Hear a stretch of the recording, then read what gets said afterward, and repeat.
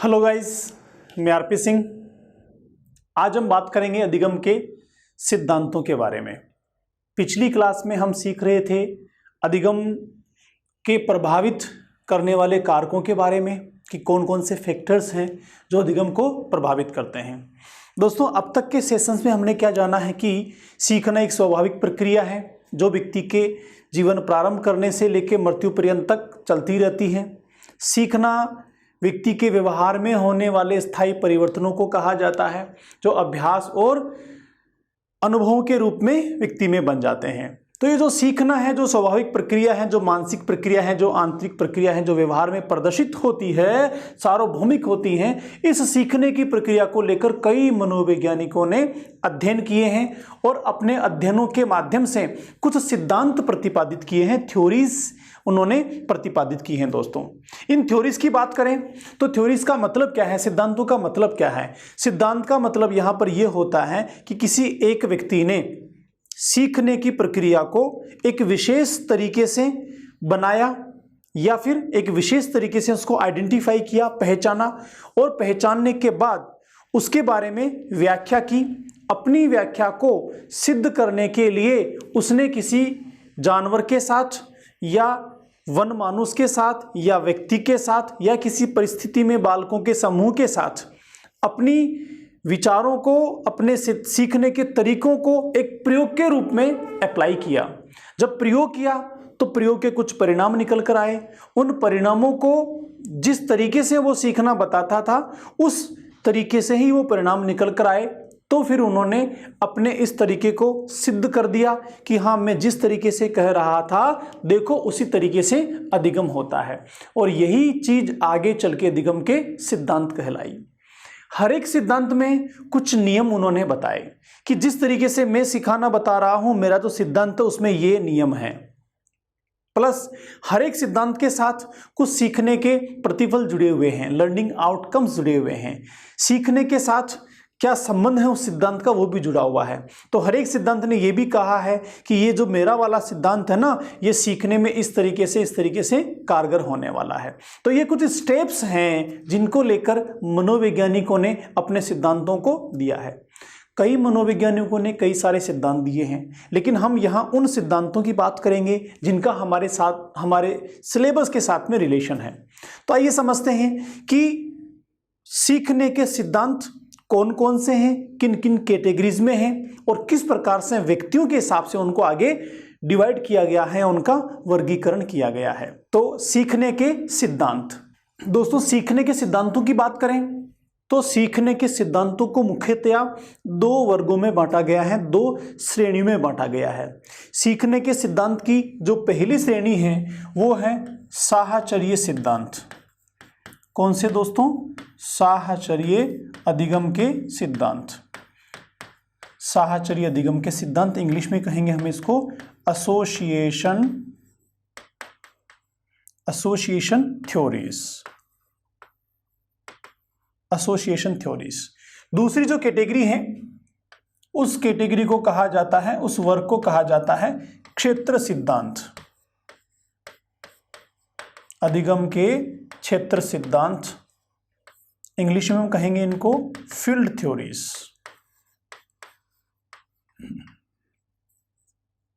Field theory या field theories दो category है मुख्यतया। पहली कौन सी? साहचर्य सिद्धांत। दूसरी कैटेगरी कौन सी? क्षेत्र सिद्धांत। इन दोनों कैटेगरीज को भी फिर से सब कैटेगरीज में बांटा गया है। इस साहचर्य सिद्धांत में 4-5-6 तरह के सिद्धांत शामिल हैं और क्षेत्र सिद्धांत में भी 3 तरह के अधिगम के सिद्धांत शामिल हैं। तो आगे चलते हैं, इनमें कौन कौन से सिद्धांत शामिल हैं उसकी ओर। तो हम पहले सिद्धांत को लेंगे जिसका नाम था साहचर्य सिद्धांत। साहचर्य सिद्धांत, एसोसिएशन थ्योरीज। दोस्तों, साहचर्य सिद्धांत की बात करें तो यहां पर एसोसिएशन का मतलब, साहचर्य का मतलब होता है उद्दीपक और अनुक्रियाओं के बीच में एसोसिएशन होना, दोनों के बीच में साहचर्य होना। जहां सीखना उद्दीपक और अनुक्रिया के द्वारा होता है, इस सभी सिद्धांतों को साहचर्य सिद्धांतों में रखा जाता है या फिर एसोसिएशन थ्योरीज में रखा जाता है। इस कैटेगरी में मुख्य सिद्धांतों की बात करें तो दोस्तों इसमें पहला सिद्धांत आता है पावलोव का। किसका जी? पावलोव का। अभी हम आगे पढ़ेंगे, एक रूसी शरीर शास्त्री हैं पावलोव, जिनका सिद्धांत था पावलोव का शास्त्रीय अनुबंधन सिद्धांत। शास्त्रीय अनुबंधन सिद्धांत, शास्त्रीय अनुबंधन का सिद्धांत, क्लासिकल लर्निंग थ्योरी भी कहते हैं इसको, अनुकूलित अनुक्रिया का सिद्धांत भी कहते हैं। दूसरा सिद्धांत आता है दोस्तों थॉर्नडाइक का। थॉर्नडाइक भी अमेरिकन एजुकेशन साइकोलॉजिस्ट हैं। थॉर्नडाइक का सिद्धांत था उद्दीपक अनुक्रिया का सिद्धांत। उद्दीपक अनुक्रिया का सिद्धांत, स्टिमुलस रेस्पॉन्स थ्योरी। साहचर्य सिद्धांतों में तीसरा सिद्धांत आता है दोस्तों स्किनर का। स्किनर का सिद्धांत है हमारा नैमित्तिक अनुबंधन का सिद्धांत। नैमित्तिक अनुबंधन का सिद्धांत। आगे की हम बात करें तो इसी में चौथा सिद्धांत आता है गुथरी का, एडविन गुथरी का, जिसे कहा जाता है समीपता अनुबंधन।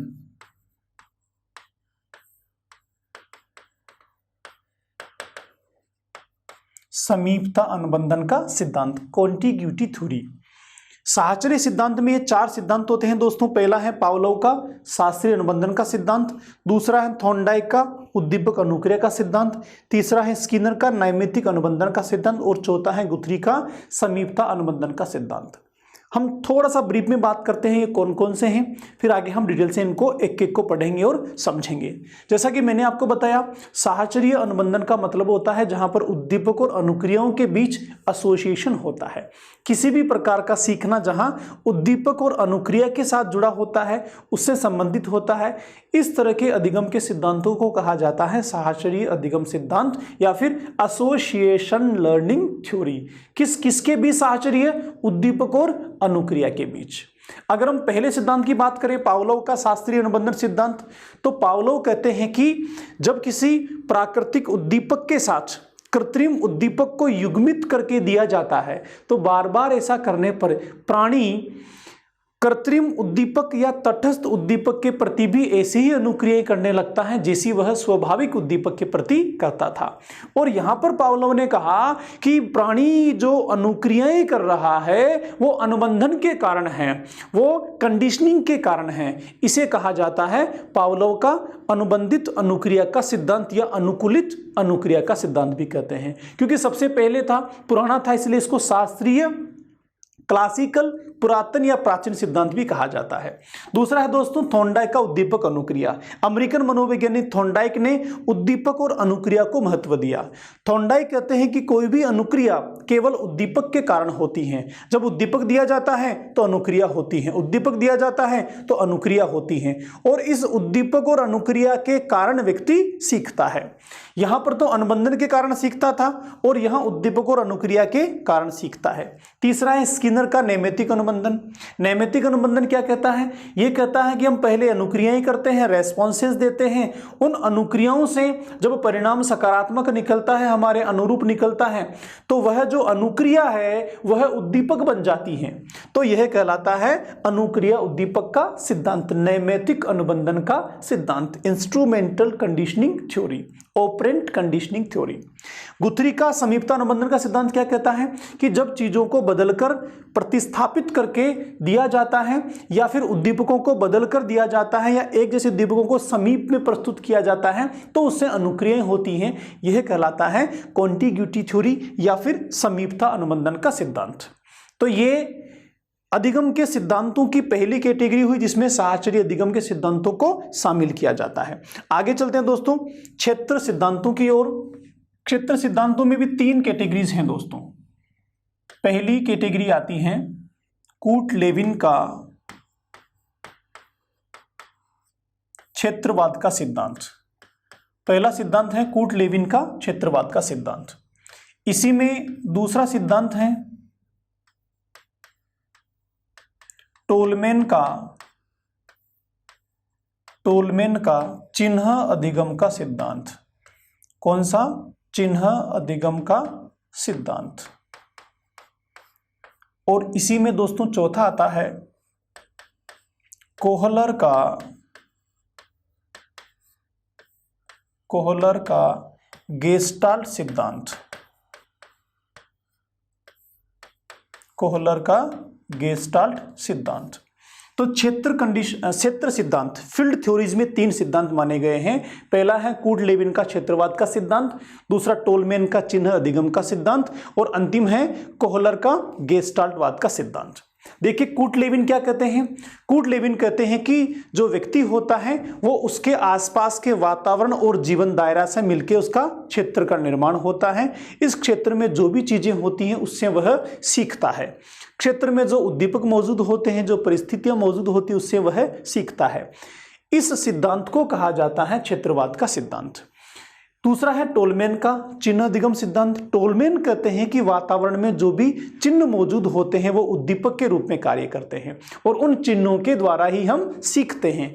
टोलमैन ने इसमें सारे चिन्हों को शामिल किया गया है, चाहे वो लिपियां हो, चाहे ध्वनियां हो, चाहे प्राकृतिक चिन्ह हो, संकेत हो, उन सबके द्वारा जो सीखना होता है वो चिन्ह अधिगम सिद्धांत कहलाता है टोलमैन के अनुसार। आगे चलते हैं कोहलर का गेस्टाल्टवाद का सिद्धांत। तो भाई कोहलर ने अपना प्रयोग किया था वनमानुष के साथ, और कोहलर ने अंतर्दृष्टि का सिद्धांत प्रतिपादित किया था, जहां पर कोहलर कहते हैं कि जब भी व्यक्ति के सामने कोई समस्या होती है तो वह संपूर्ण का अवलोकन करता है, संपूर्ण परिस्थिति का अवलोकन करके अंतर्दृष्टि विकसित करता है और उस इनसाइट से सूझ जो उसमें बनती है जिसके द्वारा समस्या का समाधान करता है, और इस प्रकार समस्याओं के समाधान के दौरान व्यक्ति सीखता है।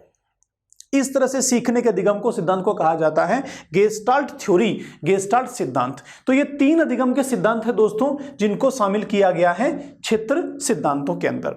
एक बार फटाफट से रिवाइज करते हैं तीनों सिद्धांतों को, फिर हम आगे चलेंगे। देखिए सर, अधिगम के सिद्धांत को हमने 2 कैटेगरी में बांटा था। किसको? अधिगम के सिद्धांतों को हमने 2 कैटेगरी में बांटा है। पहली कैटेगरी कौन सी? पहली कैटेगरी हो गई भाई साहचर्य सिद्धांत, एसोसिएशन लर्निंग। दूसरी कैटेगरी हो गई क्षेत्र सिद्धांत, फील्ड थ्योरीज। हमने यहां पर साहचर्य सिद्धांत में ऐसे सिद्धांतों को लिया है जो उद्दीपक और अनुक्रिया को महत्व देते हैं, उसके आधार पर चलते हैं। क्षेत्र सिद्धांत में उनको माना है जो फील्ड में उद्दीपकों के रूप में वातावरण में मौजूद होते हैं और बाहरी चीजों के साथ सीखने को प्रभावित करते हैं। उद्दीपक अनुक्रिया में आंतरिक चीजों को महत्व दिया है, जहां पर कंडीशनिंग अंदर में होती है, उद्दीपक के प्रति अनुक्रिया भी अंदर से होती है, या फिर पहले अनुक्रिया होती है और बाद में उद्दीपक बनती है। तो वो सारा का सारा उद्दीपक अनुक्रिया का यहाँ पर रोल होता है, और यहाँ पर सीखना जो है वो फील्ड में उपस्थित चीजों के द्वारा माना जाता है। उसके बाद हम बात करते हैं दोस्तों साहचर्य सिद्धांत की। साहचर्य सिद्धांत में हमने फिर से 4 कैटेगरीज रखी हैं। पहला है पावलोव का शास्त्रीय अनुबंधन का सिद्धांत, दूसरा है थॉर्नडाइक का उद्दीपक अनुक्रिया का सिद्धांत, तीसरा है स्किनर का नैमित्तिक अनुबंधन का सिद्धांत, चौथा है भाई गुथरी का समीपता अनुबंधन का सिद्धांत। तो यहां से आपको याद रखना है कि कौन से सिद्धांत तो साहचर्य सिद्धांत की श्रेणी में आते हैं और कौन से सिद्धांत क्षेत्र सिद्धांत की श्रेणी में आते हैं, प्लस कौन सा सिद्धांत किसने दिया ये भी आपको ध्यान रखने की आवश्यकता है। आगे चलें तो आगे हमने समझा है क्षेत्र सिद्धांत, फील्ड थ्योरीज। फील्ड थ्योरीज में 3 रखे हैं हमने, कूट लेविन का क्षेत्रवाद का सिद्धांत, टोलमैन का चिन्ह अधिगम का सिद्धांत और कोहलर का गेस्टाल्टवाद का सिद्धांत। तो यहां पर आपको ध्यान रखना है कि तीनों ही जो सिद्धांत है वो फील्ड थ्योरीज में आते हैं या फिर क्षेत्रवाद के सिद्धांत में आते हैं। आगे चलते हैं दोस्तों, आगे हम बात करें तो इन सारे सिद्धांतों को लेकर अधिगम के साथ कहीं ना कहीं बहुत ज्यादा रिलेशन होता है। हर एक सिद्धांत किसी न किसी वर्ग के बालक को या किसी न किसी विषय में काम करता है, सीखने की प्रक्रियाओं में उसको शामिल किया जाता है। तो कई सारे सिद्धांत हैं, उनमें से मुख्य सिद्धांतों को हमने 2 श्रेणियों में जानने की कोशिश की। अब आगे चलते हैं। इन सारे सिद्धांतों में से पहला सिद्धांत जो पुराना भी है और जिसका बहुत ज़्यादा महत्व भी है सीखने की प्रक्रिया में। दोस्तों जिस सिद्धांत की मैं बात कर रहा हूँ आपने खूब उसका नाम सुना होगा, पावलोव का कुत्ता आपने सुना होगा। पावलोव्स डॉग आपने सुना होगा, पावलियंस थ्योरी आपने सुना होगा, ये सारी चीजें आपने सुनी होगी। दोस्त, मैं उसी सिद्धांत की बात कर रहा हूं जो दिया है हमारे रूसी शरीर शास्त्री इवान पेट्रोविच पावलोव ने। पावलोव का यह सिद्धांत इतना ज्यादा प्रचलित हुआ कि इसको अनुबंधन के मामले में पहला सिद्धांत माना गया, और क्योंकि अनुबंधन को सबसे पहले पावलोव ने ही प्रतिपादित किया था, इसीलिए अनुबंधन के पिता भी पावलोव को कहा जाता है। और दोस्तों, ये पावलोव का अनुबंधन का सिद्धांत इतना ज्यादा प्रचलित हुआ कि आगे चल के इस सिद्धांत के कारण और पावलोव के अन्य क्षेत्रों में किए गए योगदानों के चलते विज्ञान के क्षेत्र में पावलोव को नोबेल पुरस्कार से नवाजा गया 1904 में। तो बहुत वैल्यूएबल थ्योरी है पावलोव की, जिसे कहा जाता है अनुबंधन थ्योरी या कंडीशनिंग थ्योरी। तो समझते हैं एक बार पावलोव के अनुबंधन के सिद्धांत को। दोस्तों, यह है पावलोव का अनुकूलित अनुक्रिया का सिद्धांत। अनुकूलित अनुक्रिया का मतलब हो जाएगा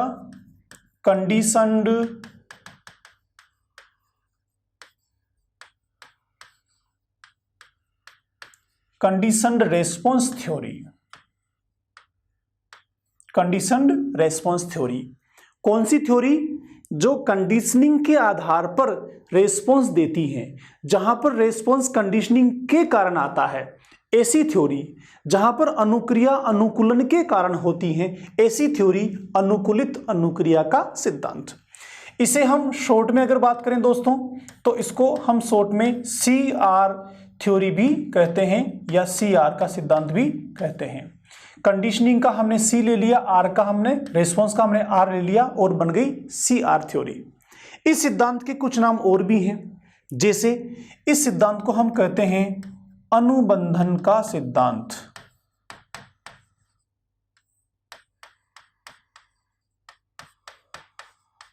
अनुबंधन का सिद्धांत। इसका एक और नाम है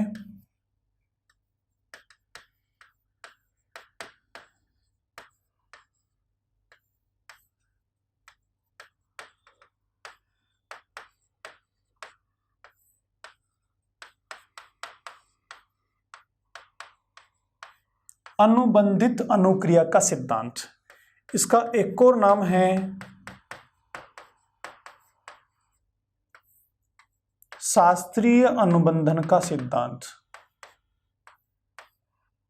इसका एक और नाम है पुरातन या प्राचीन अनुबंधन का सिद्धांत। इसका एक और नाम है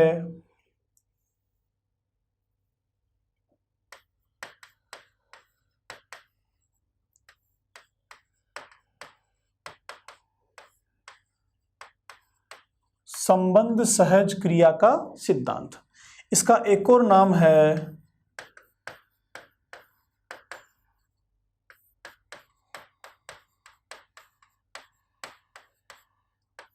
संबंध प्रत्यावर्तन का सिद्धांत।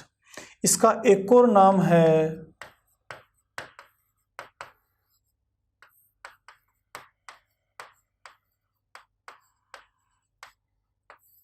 संबंध प्रतिक्रिया का सिद्धांत। तो ये सारे के सारे जो नाम हैं दोस्तों, ये सारे के सारे नाम हमारे इस एक ही सिद्धांत के हैं। सिद्धांत का नाम क्या है? मूलतः पावलोव का अनुकूलित अनुक्रिया का सिद्धांत, कंडीशनड रेस्पॉन्स थ्योरी। हम शॉर्ट में क्या कहेंगे इसको? हम कहेंगे इसको CR थ्योरी। C से हो गया कंडीशन, R से हो गया रेस्पॉन्स। दूसरा नाम क्या है? अनुबंधन का सिद्धांत। तीसरा नाम क्या है? अनुबंधित अनुक्रिया का सिद्धांत। नेक्स्ट शास्त्रीय अनुबंधन का सिद्धांत। नेक्स्ट पुरातन या प्राचीन अनुबंधन का सिद्धांत। नेक्स्ट सहज संबंध क्रिया सिद्धांत। नेक्स्ट संबंध प्रत्यावर्तन का सिद्धांत और नेक्स्ट संबंध प्रतिक्रिया का सिद्धांत। इतने नामों से सिद्धांत को जाना जाता है। इसके अलावा परीक्षा में कोई नया नाम भी आ सकता है, आपको सिचुएशन को देखकर समझने की आवश्यकता है। इतने सारे नाम क्यों हैं, इसके पीछे लॉजिक समझाता हूं मैं आपको। क्योंकि ये व्यवहार के सिद्धांत हैं, सीखने के सिद्धांत हैं। और मूलतः पावलोव ने सिद्धांत को इंग्लिश में दिया था। जब इंग्लिश को हिंदी में ट्रांसलेशन किया जाता है तो किसी एक वर्ड के कई सारे मीनिंग्स निकल सकते हैं।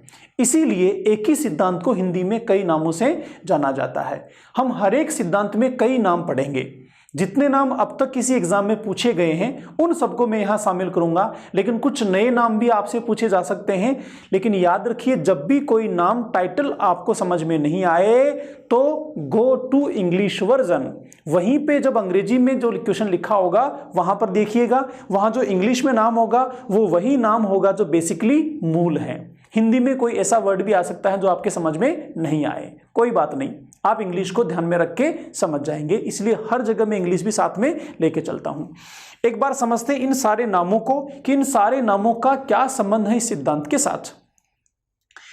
CR थ्योरी मैंने आपको बताया, अनुबंधन का सिद्धांत। देखो अनुबंधन का क्यों कहते हैं, क्योंकि यहां पर कंडीशनिंग होती है। अभी जब प्रयोग हम करेंगे तो मैं आपको समझाऊंगा कि कैसे कंडीशनिंग हो जाने के कारण, अनुबंधन हो जाने के कारण अनुक्रियाएं हो रही हैं। तो क्योंकि अनुक्रियाओं के पीछे अनुबंधन जिम्मेदार होता है, कंडीशनिंग के कारण अधिगम होता है, इसीलिए इसको अनुबंधन का सिद्धांत भी कहा जाता है। अनुबंधित अनुक्रिया जो कंडीशनड हैं, जो अनुकूलित हैं, अनुकूलित का ही पर्यायवाची अनुबंधित हैं। ऐसी अनुक्रिया जिसका अनुबंध हो गया है, उस अनुबंध के कारण होने वाली अनुक्रिया या वह अनुक्रिया जो अनुबंध के साथ में है वो कहलाएगी अनुबंधित अनुक्रिया। अगला है शास्त्रीय अनुबंधन। शास्त्रीय का मतलब हो गया क्लासिकल, पुराना, प्राचीन। क्लासिकल क्यों कहते हैं सर? क्योंकि पावलोव ने सबसे पहले अनुबंधन या कंडीशनिंग को जन्म दिया था, उन्होंने ही इसका प्रतिपादन किया था। फादर ऑफ कंडीशनिंग भी पावलोव को कहा जाता है। पुराना है इसीलिए शास्त्रीय, इसी का पर्यायवाची पुरातन है, इसी का पर्यायवाची हमारा प्राचीन है। संबंध सहज क्रिया, कंडीशनिंग के कारण संबंध बन गया जिससे क्रिया सहज होने लगी, इसीलिए संबंधों से होने वाली आसान सी क्रिया तो संबंध सहज क्रिया। संबंध प्रत्यावर्तन, संबंधों के कारण, कंडीशनिंग के कारण, अनुकूलन के कारण प्रतिवर्ती क्रियाएं हो रही हैं, इसीलिए संबंध प्रत्यावर्तन। संबंध प्रतिक्रिया, रेस्पॉन्सेस संबंध के कारण हो रहा है, कंडीशनिंग के कारण हो रहा है, इसीलिए संबंध प्रतिक्रिया इसको कहा जाता है। फ्रेंड्स, अल्टीमेटली सारे टाइटल से एक बात निकल के आती है कि यहां पर कंडीशनिंग जिम्मेदार हैं, अनुकूलन जिम्मेदार हैं, अनुबंधन जिम्मेदार हैं। किसके लिए? सीखने के लिए। किसके लिए? अनुक्रियाओं के लिए। तो ये हो गया हमारा अनुकूलित अनुक्रिया का सिद्धांत। कुछ फैक्ट्स हैं जो इससे संबंधित हैं, आइए एक बार उन्हें भी समझते हैं। दोस्तों, पावलोव की अगर हम बात करें, पावलोव जो हैं ये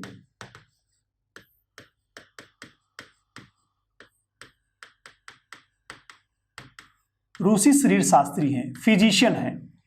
किसके हैं ये? जानवरों के फिजिशियन हैं।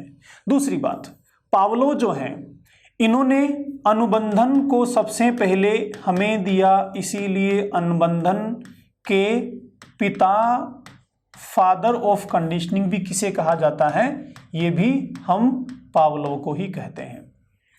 पावलोव को अपने अनुबंधन के कारण 1904 में विज्ञान के क्षेत्र में, किसके क्षेत्र में? विज्ञान के क्षेत्र में पावलोव को 1904 में नोबेल पुरस्कार से नवाजा गया। नोबेल अवार्ड इनको मिला, किसके लिए? कंडीशनिंग के लिए। किसके क्षेत्र में? विज्ञान के क्षेत्र में। कब? 1904 में। आगे की हम बात करें तो पावलोव जो हैं, पावलोव ने क्या कहा कि किसी तटस्थ उद्दीपक, तटस्थ उद्दीपक, तटस्थ का मतलब होगा न्यूट्रल, न्यूट्रल स्टिमुलस, तटस्थ उद्दीपक के साथ स्वाभाविक मतलब नेचुरल, स्वाभाविक उद्दीपक को युग्मित कर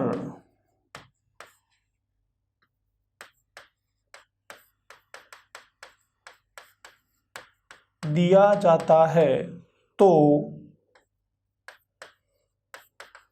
कुछ समय पश्चात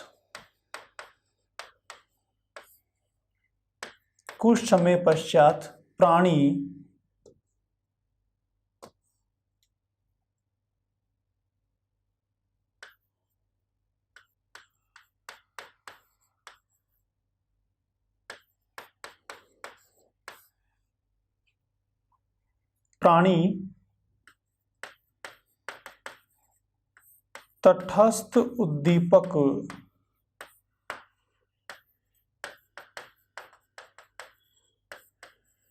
के साथ भी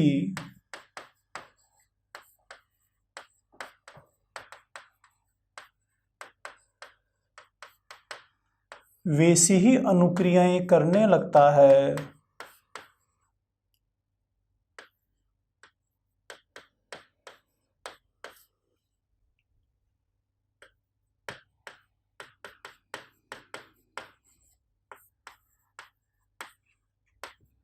जैसी वह स्वाभाविक उद्दीपक के प्रति करता था।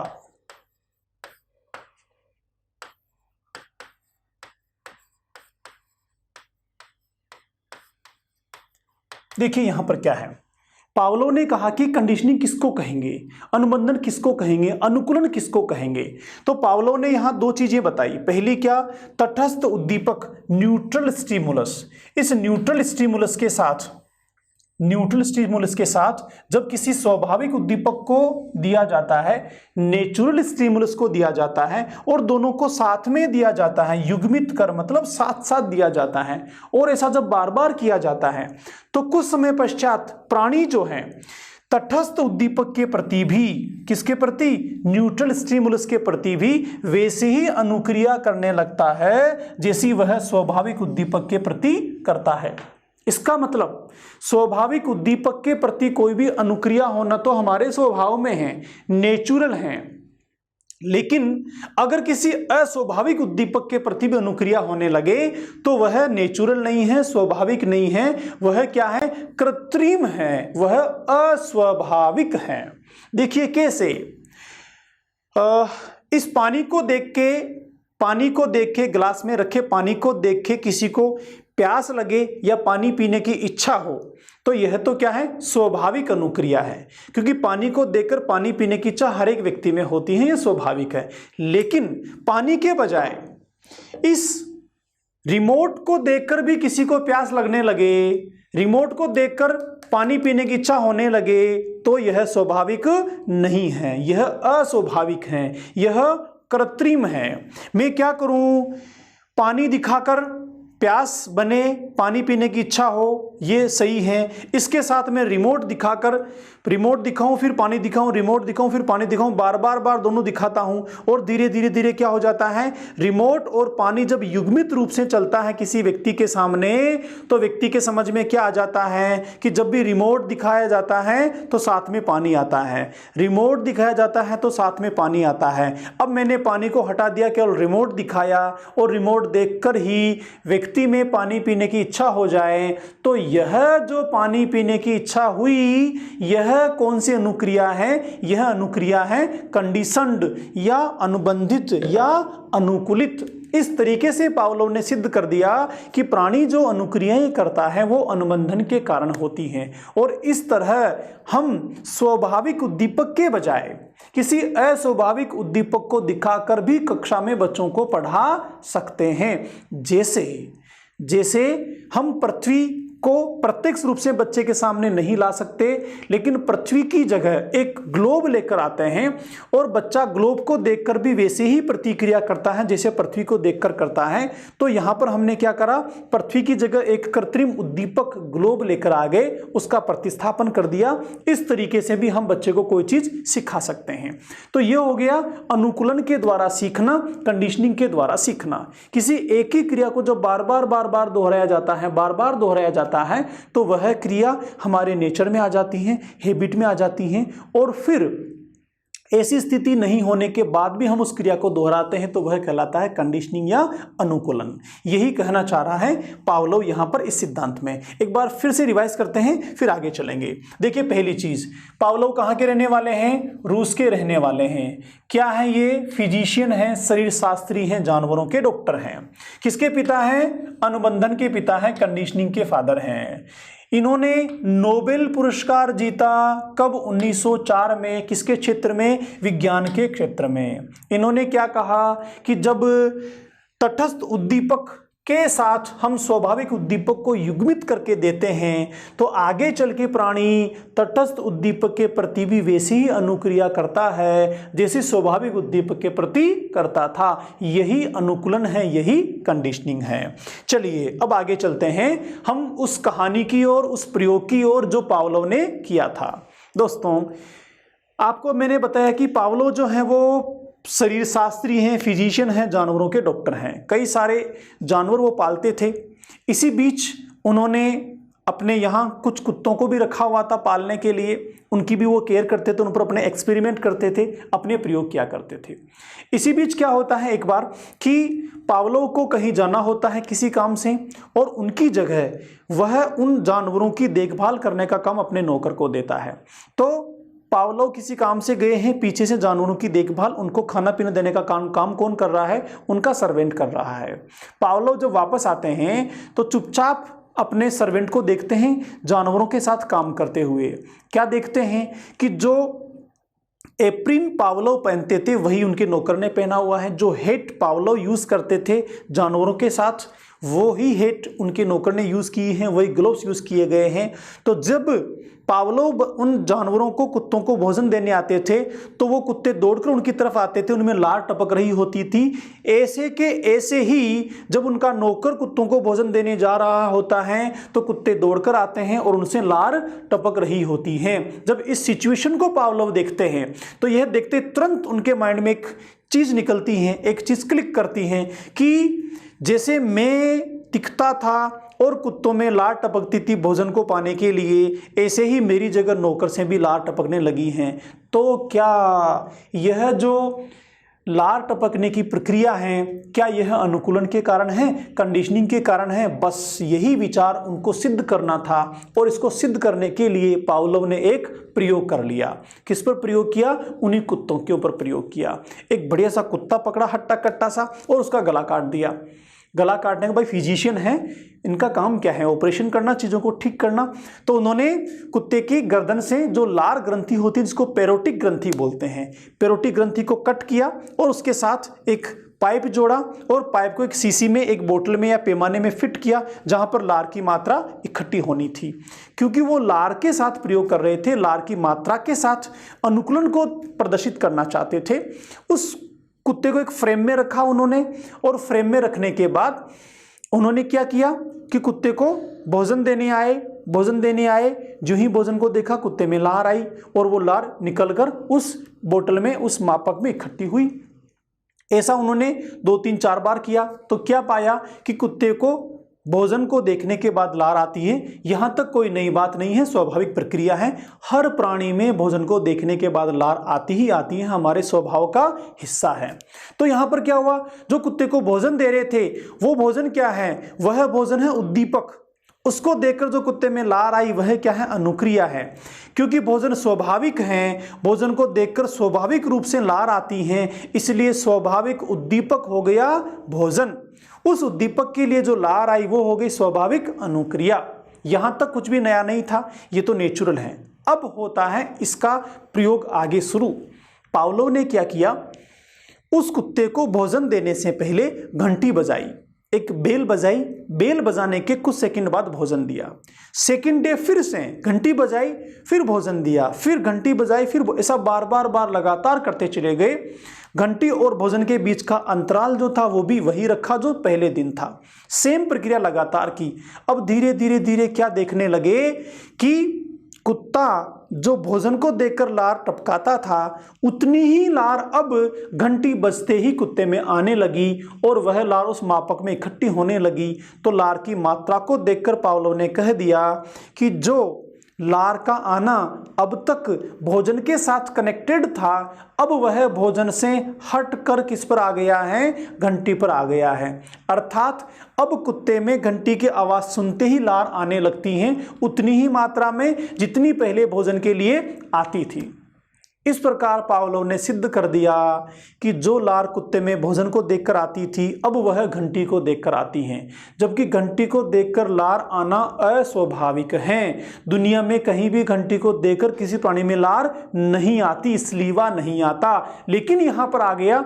इसीलिए इस स्लीवा के लिए, इस लार के लिए उद्दीपक जिम्मेदार हैं। कौन सा? जो कृत्रिम है, जो अस्वाभाविक हैं, और वह क्या है? घंटी।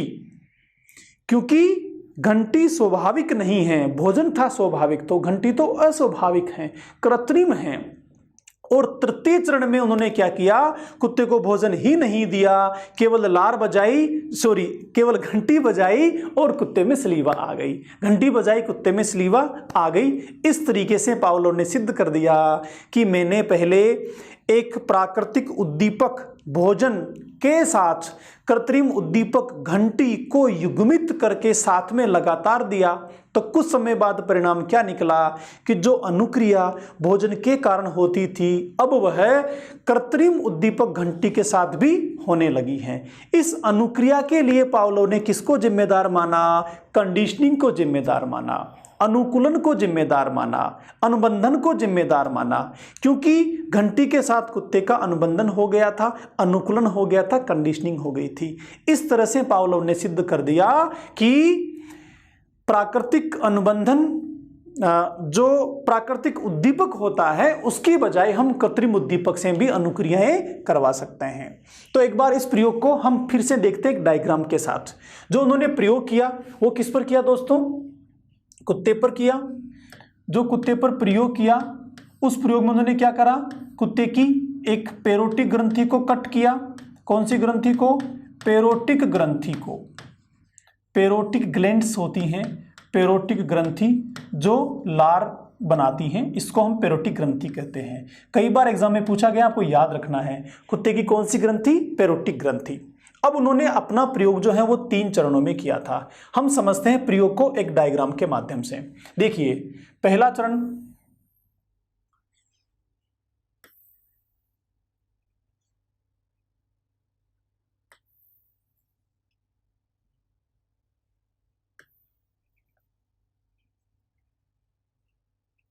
पहली स्थिति है अनुबंधन से पूर्व की स्थिति।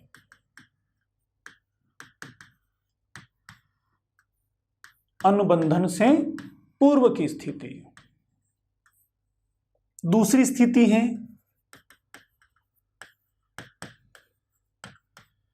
अनुबंधन के दौरान की स्थिति, ड्यूरिंग द कंडीशनिंग। और तीसरी स्थिति है दोस्तों अनुबंधन के पश्चात की स्थिति।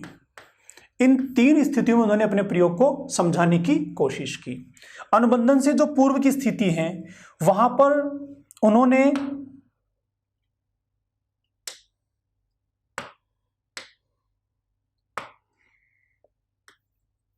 कुत्ता,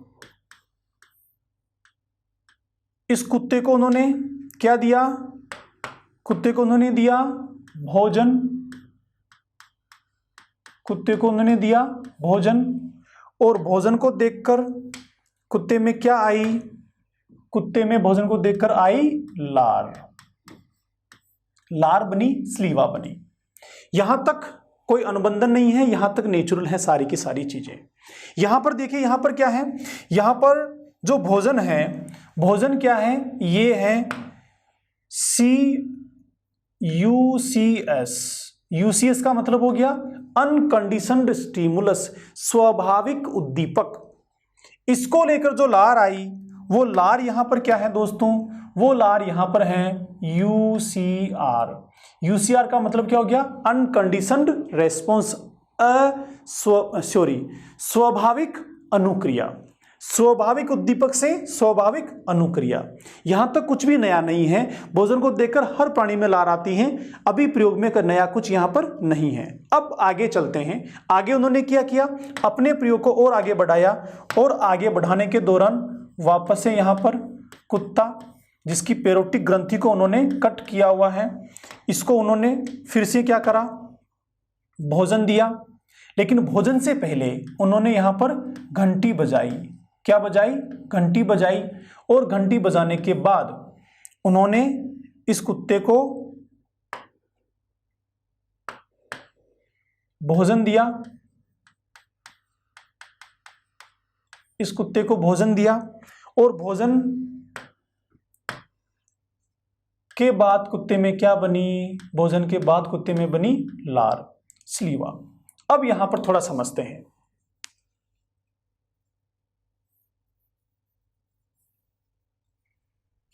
यहां पर थोड़ा समझते हैं।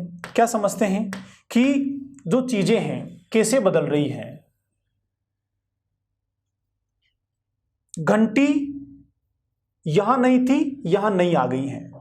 पहले यहां पर क्या था, भोजन था और लार थी। तो जो भोजन था वो क्या था, यहां पर भोजन था, यहां पर यूसीएस, तो यहां भी क्या हो जाएगा, भोजन, यहां भी यूसीएस हो जाएगा, अनकंडीशनड स्टिमुलस हो जाएगा। लार ऊपर में क्या थी, लार ऊपर में जो है यूसीआर थी, तो यहां भी क्या हो जाएगी, यूसीआर हो जाएगी। ऐसा जब पावलो ने बार बार किया, तो बार बार करने के बाद पावलो ने क्या परिवर्तन देखा कि जो लार पहले भोजन के साथ आती थी, भोजन के कारण आती थी, वो अब घंटी को देखकर ही आने लगी हैं। तो घंटी यहां पर क्या हो गई, घंटी यहां पर कृत्रिम उद्दीपक हो गया, कंडीशनड स्टिमुलस हो गया। तो हम क्या लिखेंगे इसको, हम लिखेंगे इसको CS, कंडीशनड स्टिमुलस। अब ये ऐसा उन्होंने बार बार किया, और बार बार करने के बाद क्या हुआ कि जो लार भोजन को देखकर आती थी वो भोजन से पहले ही घंटी के साथ आने लगी। लेकिन अभी भी यहां पर अनुबंधन सिद्ध नहीं हो रहा। क्यों नहीं हो रहा, क्योंकि घंटी के बाद भोजन दिया जा रहा है, और लार का संबंध अभी भोजन के कारण ही है, लेकिन पहले हो गया।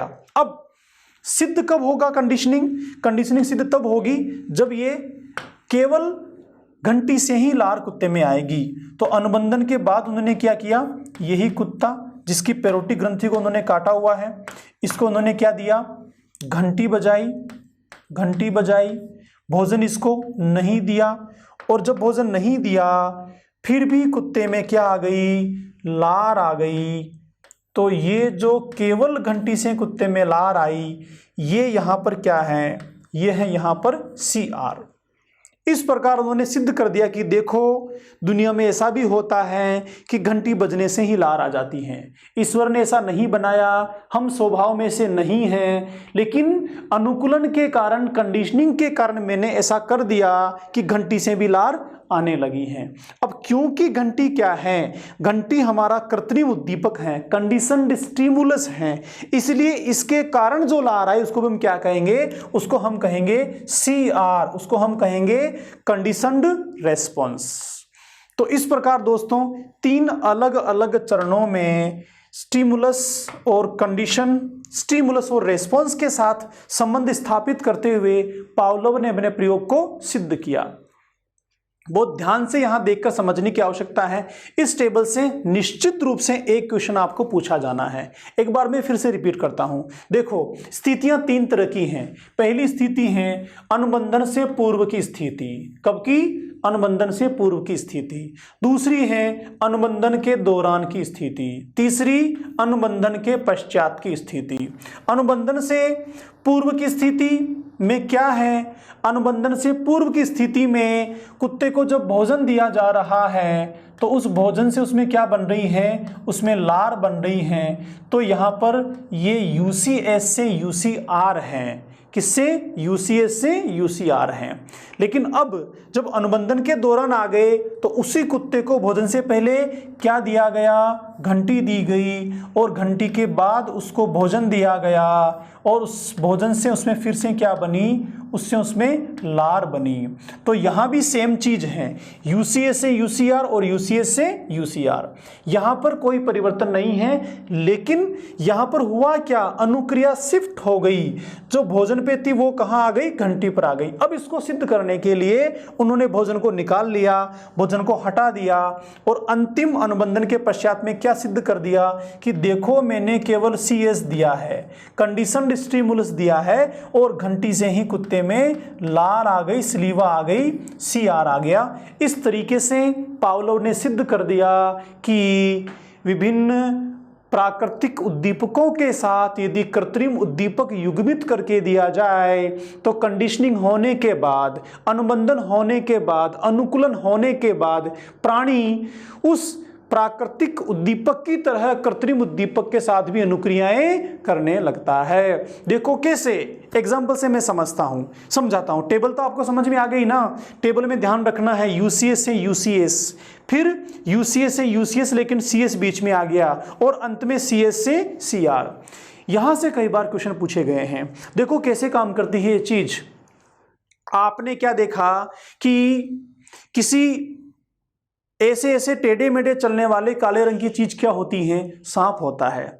आपने एक बार, दो बार, तीन बार, चार बार, पांच बार, कई बार सांप को देखा, और जब कई बार सांप को देखा तो बाद में कभी भी जब अचानक से ऐसी कोई चीज दिखाई देती है तो आपके माइंड में तुरंत क्या आता है कि यह सांप होगा। जैसे आप सांप को देखकर डर जाते हैं, वैसे ही टेढ़े मेढ़े टायर के टुकड़ा जो पड़ा हुआ उसको देखकर भी डर जाते हैं। तो यह क्या है, यह अनुबंधन है।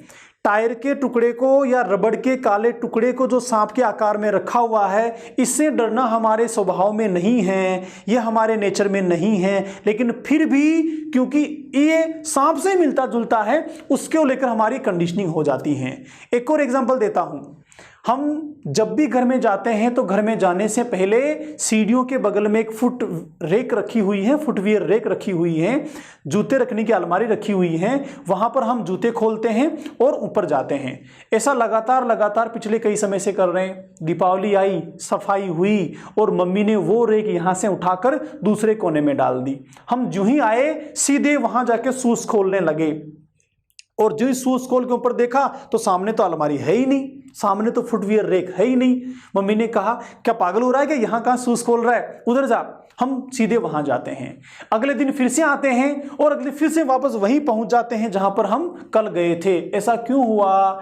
अगर वहां फुटवियर रेक होती और हम जाते तो स्वाभाविक था, कोई नई बात नहीं थी, लेकिन फुटवियर रेक नहीं है फिर भी हम जा रहे हैं, तो यह हो गया अस्वाभाविक उद्दीपक के प्रति अनुक्रिया होना। जो क्यों हुआ? क्योंकि लगातार जाते जाते कंडीशनिंग हो गई, अनुकूलन हो गया और हम वही गति करने लगे।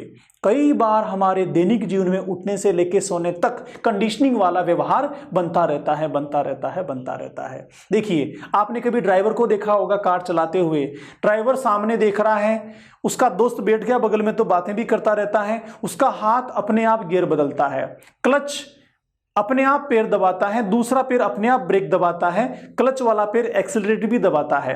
यह सब कुछ ऑटोमेटिक होता है। कभी ड्राइवर सामने से हटा के हाथ को नहीं चेक करता, गियर से लगा कि नहीं लगा, पैर को नहीं चेक करता। ऐसा क्यों हो गया? कि लगातार करते करते उसमें कंडीशनिंग हो गई, अनुकूलन हो गया। आपने बच्चों को देखा होगा पहाड़े बुलाते हैं, तो पहाड़े बुलाने के दौरान बच्चे फटाफट धड़ाधड़ 2 1 जा 2 2 जा 4 2 जा 6 फटाफट फ्लो में सारा बोल देते हैं। क्या बोला, उसका मतलब क्या है, इससे कोई लेना देना नहीं, लेकिन लगातार बोलते बोलते क्या हो गई, कंडीशनिंग हो गई और इसके चलते वो इस तरह का व्यवहार करने लगे। सिंपल समझो, जो हम डर की बात करते हैं, क्या किसी ने भूत को देखा है? कैसा भूत होता है? लेकिन भूत से डरते तो मोस्टली कई लोग हैं ना। तो ये जो अतार्किक भय होते हैं ये भी कंडीशनिंग के कारण होते हैं। सिंपल समझो, बहुत छोटे बच्चे को जब भी वो शैतानी करता है, खाना नहीं खाता, मम्मी बोलती हाबू आ गया। क्या बोलते हैं? हाबू आ गया। और हाबू का नाम सुनते बच्चा तुरंत खाना खा लेता है, तुरंत वो मम्मी की बात को मान लेता है, क्योंकि बच्चे के माइंड में एक हाबू का इमेज बना हुआ है कि हाबू कोई खतरनाक चीज है जो मुझे खा जाएगी, इसके चलते वो डरता है। लेकिन यही बच्चा जब आगे चल के बड़ा हो जाता, समझ में आ जाता है कि हाबू नाम की कोई चीज दुनिया में होती ही नहीं है। ये तो सिर्फ डराने के लिए बना हुआ है। तो अतार्किक भय जितने भी होते हैं अनुबंधन के कारण होते हैं। सिंपल व्यवहार में समझो, पावलोव ने व्यवहार में समझाने की कोशिश की है क्योंकि अधिगम भी व्यवहार में ही होता है। तो दोस्तों, उठने से लेके सोने तक लगातार हम कई तरह की चीजें कंडीशनिंग के कारण करते हैं। अब इसको पॉजिटिव यूज कैसे करें वो आपको अंत में समझा देता हूं। आप चाहते हैं कि मैं लगातार 6 घंटे पढूं, क्योंकि 6 घंटे एटलीस्ट कम से कम पढ़ना जरूरी है रीट में सिलेक्शन लेने के लिए। आप 6 घंटे पढ़ने के लिए आप शुरू में 2 घंटे पढ़ो, फिर 2.5 घंटे, फिर 3 घंटे, फिर 3.5, फिर 4, फिर 4.5, फिर 5, फिर 5.5, फिर 6, ऐसे लगातार करते रहो। शुरू में आपको बहुत दिक्कत आएगी, बहुत समस्या आएगी, बहुत मन विचलित होगा कि 6 घंटे तो बहुत ज़्यादा होते हैं, कई सारी बाधाएं भी बीच में आएंगी। लेकिन लगातार ऐसा करते रहे तो कुछ समय बाद क्या होगा, आप में कंडीशनिंग हो जाएगी। और जब तक आप 6 घंटे पूरा नहीं पढ़ोगे तब तक आपको सुकून ही नहीं मिलेगा। आपको लगेगा नहीं, आज कुछ अच्छा नहीं हुआ, मेरी पढ़ाई पूरी नहीं हो पाई। क्यों? ऐसा लगातार करने से कंडीशनिंग हो गई। आप सुबह 4 बजे उठना चाहते हैं तो पहले अलार्म भरेंगे, अलार्म बजेगा हम उठेंगे, अलार्म बजेगा हम उठेंगे, अलार्म बजेंगे हम उठेगा। ऐसा लगातार करते करते क्या होगा, अलार्म के साथ उठने की कंडीशनिंग हो जाएगी। और आगे चल के अलार्म नहीं भी बजेगा तो भी हम 4 बजे उठने लगेंगे, बिना अलार्म के ही हम 4 बजे उठने लगेंगे। ऐसा क्यों हुआ? कंडीशनिंग के कारण हुआ। बच्चे को बार लिखाया जाता है, हैंडराइटिंग दी जाती है, कर्सिव दिया जाता है, सुलेख लिखवाया जाता है, ताकि लिखते लिखते हाथ में कंडीशनिंग हो जाए और आगे चल के हैंडराइटिंग बहुत बढ़िया हो जाए। तो that is the conditioning, that is the अनुकूलन, और यही अनुबंधन होता है। सर, आप इसको व्यवहार में समझिए और बच्चों के साथ अप्लाई कीजिए, और सबसे पहले खुद के साथ अप्लाई कीजिए। तो ये एक डायग्राम से हमने समझा पावलोव के अनुकूलन अनुबंधन को या फिर कंडीशन रेस्पॉन्स थ्योरी को। यहां पर 3-4 मेन चीजें हैं। एक बार मैं फिर से इनको आगे आपको समझा देता हूं। पहली चीज है दोस्तों, पहली चीज यहां पर है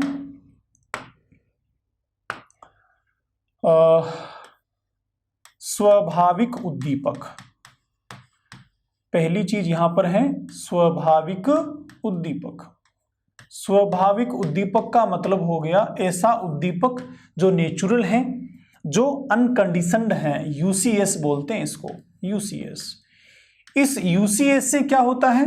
इस यूसीएस से होती है स्वाभाविक अनुक्रिया। क्या होती हैं? स्वाभाविक अनुक्रिया।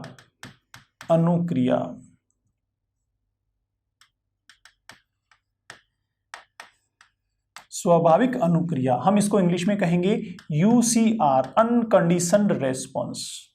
तीसरी महत्वपूर्ण चीज यहां पर होती है अस्वाभाविक या फिर हम इसको कृत्रिम भी कहते हैं, अस्वाभाविक उद्दीपक। कौन सा उद्दीपक? जो प्राकृतिक नहीं है, हमने उसको बना दिया है, वो कहलाता है CS, कंडीशनड स्टिमुलस, अस्वाभाविक।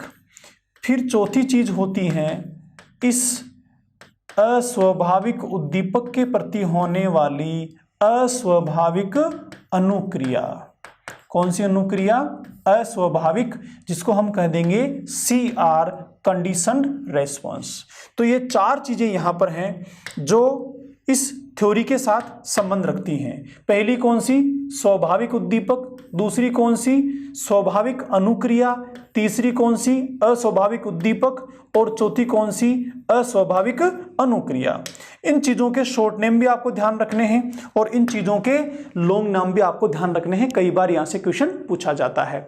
तो पावलोव ने इन 4 चीजों के साथ हमें समझाने की कोशिश की। एक बार समझते हैं क्या रिलेशन है भाई। रिलेशन ये है, स्वाभाविक उद्दीपक से स्वाभाविक अनुक्रियाएं होती हैं। यहां कोई नई बात नहीं है, हमारे स्वभाव में ऐसा है। लेकिन अस्वाभाविक उद्दीपक से भी जब कोई अनुक्रिया होने लगे तो इसका रिजल्ट क्या है, इसका कारण क्या है? इसका कारण है अनुकूलन, इसका कारण है कंडीशनिंग। अर्थात पावलोव ने इसको कहा सीखी हुई अनुक्रिया। कौन सी अनुक्रिया? सीखी हुई, जिसको हमने सीख लिया है।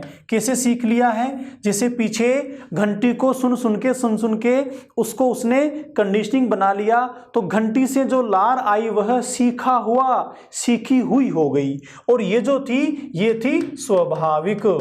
क्या हो गई भाई, स्वाभाविक हो गई, स्वाभाविक अनुक्रिया। तो हम जब सीखने की प्रक्रिया में इन प्रोसेस को शामिल करते हैं तो सीखी हुई जो सीखा हुआ जो स्टिमुलस होता है उससे जो अनुक्रिया होती है उनको हम कंडीशन रेस्पॉन्स कहते हैं। तो ये आपको ध्यान रखना है। चलिए अब डिटेल से समझ लेते हैं आगे के पार्ट को। अधिगम के सिद्धांतों में हम पहले अधिगम की बात कर रहे हैं दोस्तों, अनुकूलित अनुक्रिया का सिद्धांत, कंडीशन रेस्पॉन्स थ्योरी। हमने सारे अधिगम के सिद्धांतों को हमने दो कैटेगरी में डिवाइड किया है। पहली साहचर्य अधिगम के सिद्धांत और दूसरे क्षेत्र अधिगम के सिद्धांत। हम साहचर्य अधिगम सिद्धांतों की बात करें तो यहां पर हमने 4 तरह के 5 अधिगम के सिद्धांतों को शामिल किया है।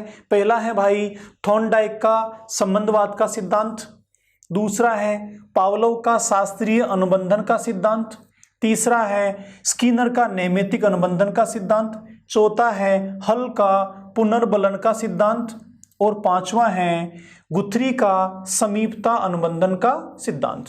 ये चारों के चारों सिद्धांत आपको कहीं दिखाई दे तो किसमें शामिल करेंगे, साहचर्य सिद्धांतों में इनको शामिल करेंगे। दूसरी कैटेगरी हमारी क्षेत्र सिद्धांत। क्षेत्र सिद्धांत में 3 हैं। पहला है कोहलर का गेस्टाल्ट का सिद्धांत, गेस्टाल्ट या समग्रवाद, कूट लेविन का क्षेत्र सिद्धांत, उसके अलावा टोलमेन का चिन्ह अधिगम का सिद्धांत। ये तीनों ही सिद्धांत क्षेत्र सिद्धांतों पर आधारित हैं, आपको ध्यान रखने की आवश्यकता है।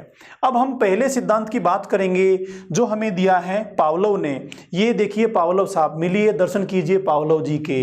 ये पावलोव साहब हैं जो रूसी मनोवैज्ञानिक हैं, रूस के रहने वाले हैं। इन्होंने जो सिद्धांत दिया उसको पावलोव्स ड्यूक थ्योरी भी कहते हैं और पावेलियन थ्योरी भी कहते हैं। कंडीशन रेस्पॉन्स इसलिए सीआर थ्योरी, प्राचीन शास्त्रीय क्योंकि पुराना है इसलिए, संबंध प्रत्यावर्तन, संबंध प्रतिक्रिया, संबंध सहज क्रिया, अनुबंधन और अनुबंधित अनुक्रिया के सिद्धांतों के नाम से भी सिद्धांत को जाना जाता है।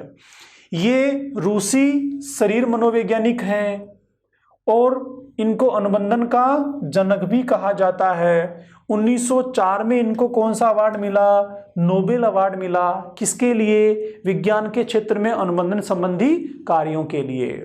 क्या कहते हैं, प्राचीन अनुबंधन के अनुसार जब एक तटस्थ उद्दीपक न्यूट्रल स्टिमुलस को स्वाभाविक उद्दीपक के साथ युग्मित करके मतलब जोड़कर साथ साथ प्रस्तुत किया जाता है तो कुछ प्रयासों के पश्चात प्राणी मतलब हर व्यक्ति उस तटस्थ उद्दीपक के प्रति भी वैसे ही अनुक्रिया करने लगता है जैसी वह स्वाभाविक उद्दीपक के प्रति करता था। पीछे हमने देखा कुत्ता जो लार भोजन के प्रति टपकाता था वह अब घंटी के प्रति भी टपकाने लगा है। तो यह है स्वाभाविक उद्दीपक के समान अस्वाभाविक या तटस्थ उद्दीपक के प्रति होने वाली अनुक्रिया।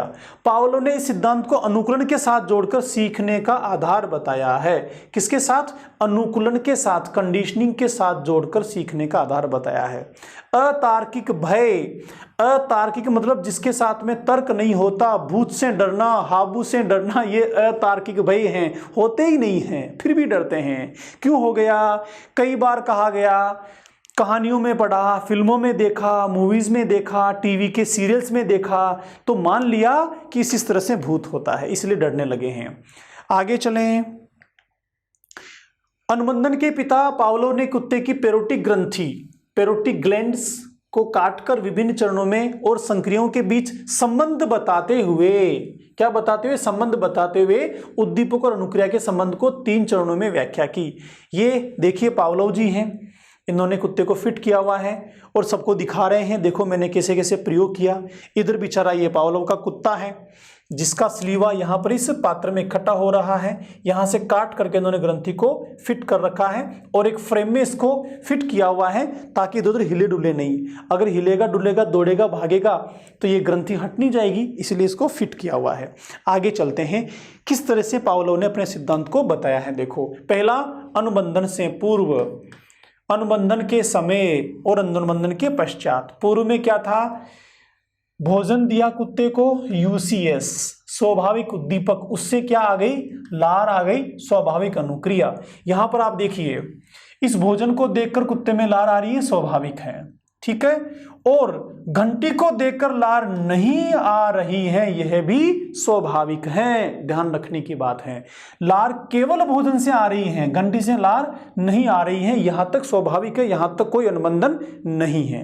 अब आगे क्या करते हैं, घंटी बजाई और भोजन दिया और फिर उसमें लार आ गई, ये घंटी और फिर भोजन, इसको देखकर लार आ गई। अनुबंधन को सिद्ध करने के लिए केवल घंटी बजाई, CS दिया और इससे CR बन गई, अर्थात केवल घंटी से ही कुत्ते में लार बन गई। तो यहां पर क्या हो गया, यहां पर ये जो लार आई यही अनुबंधन है, यही कंडीशनिंग है। इस प्रकार उन्होंने सिद्ध कर दिया कि हम अनुबंधन के द्वारा कोई भी क्रिया करवा सकते हैं। इस प्रकार पावलोव ने अस्वाभाविक उत्तेजक के प्रति स्वाभाविक उत्तेजक के समान होने वाली अनुक्रिया को अनुकूलित अनुक्रिया कहा। व्यवहार के मैंने कई एग्जाम्पल आपको दिए, कुछ एग्जाम्पल यहां भी देखो आप। बच्चा जो है उस बच्चे में स्टेप 1, स्टेप 2, स्टेप 3, 3 स्टेप में यहां पर हमने समझाने की कोशिश की है। यहां पर क्या है देखो, पहले स्टेप में क्या है, जो ही बच्चा इस फूड को देखता है, भोजन की बोतल को देखता है, दूध की बोतल को देखता है, बेबी खुश हो जाता है। अब उसके बाद उसकी माँ इसको लेकर आती हैं, तो वह माँ और फिर बोतल, माँ फिर बोतल, माँ और फिर बोतल, तो अब वो माँ को देखकर ही खुश होने लगता है। उसको पता है कि माँ आ गई, इसका मतलब मुझे दूध मिलेगा, और आगे चल के बिना बोतल के केवल इस माँ को देखकर ही बच्चा खुश होने लगता है। तो ये क्या है, कंडीशनिंग हो गई है। यहाँ पर एक और देखें, एक और एग्जाम्पल है। क्या एग्जाम्पल है, बच्चा लगातार साइकिल लेके जाता रहता है, जब भी वो एक गेट के सामने से गुजरता है कुत्ता भौंकता है, ये कुत्ता भौंकता है, और कुत्ते को देखकर ये बच्चा डर जाता है। हर बार ऐसा होता है, हर बार ऐसा होता है। कुछ समय बाद क्या होता है कि वो वहां से गुजरता है और यहाँ पर कुत्ता नहीं है, फिर भी बच्चा तेज साइकिल चलाता है, डरने लगता है, उसको लगता है कि कहीं कुत्ता आ नहीं जाए, जबकि कुत्ता है ही नहीं। इस प्रकार से अनुबंधन के कारण हमें कई तरह के व्यवहार प्रदर्शित होते हैं। चारों चीजें मैंने आपको समझाई। यहां पर क्या है, ये प्राचीन अनुबंधन के मेन कॉन्सेप्ट से संपर्क हैं। पहला क्या है भाई, अनुबंधित उद्दीपक, अनकंडीशनड स्टिमुलस, हम कहेंगे इसको UCS। UCS भोजन, UCS क्या है, यहां पर भोजन है। भोजन है जो बिना सीखा हुआ है, मतलब सीखने की आवश्यकता नहीं है, जन्मजात ही हम ये जानते हैं कि भोजन को देखकर लार आनी है। ये क्या है, स्वाभाविक उद्दीपक है, जिसके प्रति प्रतिवर्ती क्रियाएं होती हैं, अनैच्छिक क्रियाएं होती हैं। अनैच्छिक का मतलब हम चाहे या ना चाहे फिर भी भोजन को देखकर हमें लार आएगी, पानी को देखकर पानी पीने का एहसास होगा, ये प्रतिवर्ती क्रियाएं कहलाती हैं या फिर अनैच्छिक क्रियाएं कहलाती हैं। दूसरा संप्रत्यय क्या था, अनुबंधित अनुक्रिया। कौन सी अनुक्रिया, जो इस अनुबंधित उद्दीपक के प्रति होती हैं, स्वाभाविक उद्दीपक के प्रति होती हैं। इंग्लिश में कहेंगे अनकंडीशनड रेस्पॉन्स, UCR या फिर UR।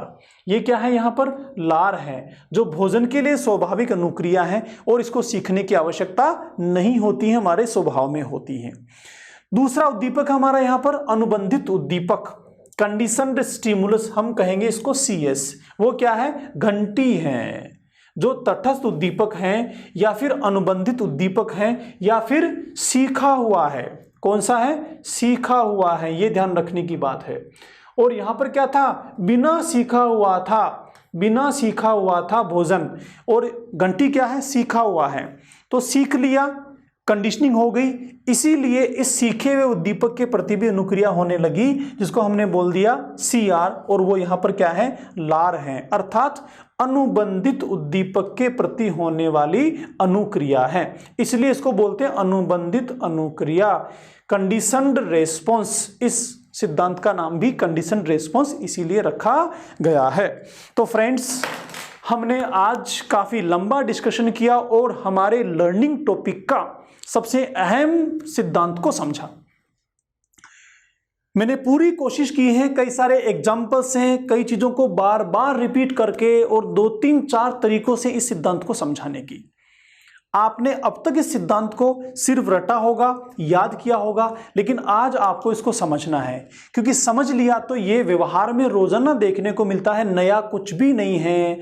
पावलोव ने नया कुछ भी नहीं किया, सिर्फ उन चीजों का, उन गतिविधियों का जो हम रोजाना व्यवहार में कर रहे हैं, उनको एक सिस्टमेटिक घटनाओं में बांट दिया और उनको नाम दे दिया और उसको सिद्धांत बना दिया। नया कुछ भी नहीं है यहाँ पर। इसको कहते हैं पावलोव का अनुबंधन अनुक्रिया का सिद्धांत। और हम अगर इसको व्यवहार में समझ लेंगे तो यहाँ के क्वेश्चन आंसर तो सोल्व कर ही लेंगे, उसके साथ साथ सीखने की प्रक्रिया में अनुबंधन को, अनुकूलन को या फिर कंडीशनिंग को अपनाते हुए हमारे सीखने की गति को कई गुना बढ़ा भी लेंगे। तो दोस्तों, हमने आज जाना अनुकूलित अनुक्रिया सिद्धांत, उसके साथ अधिगम के सिद्धांतों की कैटेगरीज को जाना और काफी हद तक हमने जानने और समझने का प्रयास किया। मिलते हैं अनुकूलित अनुबंधन सिद्धांत के आगे के पार्ट के साथ अगली क्लास में। तब तक के लिए नमस्कार।